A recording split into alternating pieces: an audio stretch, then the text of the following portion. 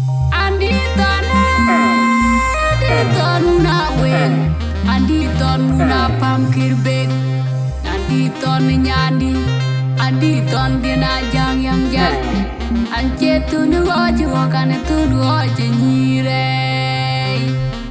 na ton di dia uni nyar wing ben, jadi orang una wing jora ya pingge kwan mayen ge majoke, jaton di lapia dina yul biar, jawing pia lagu wing la jalwau. Pengaruh bedang bena ber kwayen tona diri tona joluan ma tona diri tona nyan manyang tona diri tona joluan ma tona diri berdiada bayu blor bena uda pilu you blor nombe bay ming ayub de ngedut bena kwajarwa you blor nombe bay gay abi barang elected uda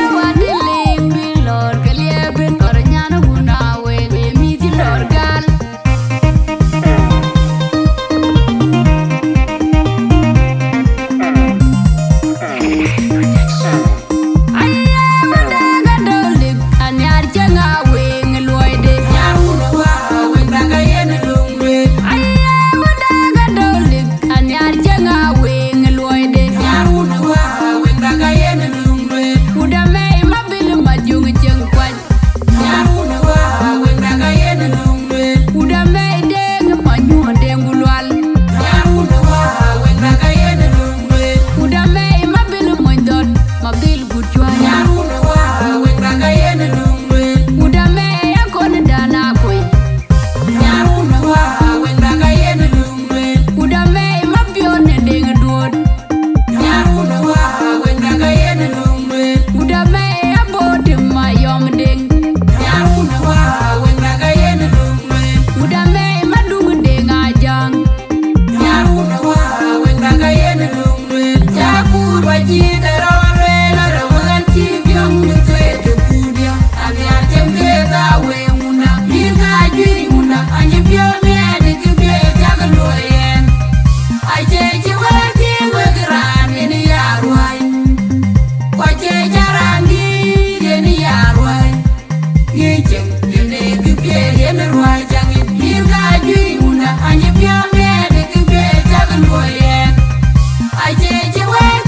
I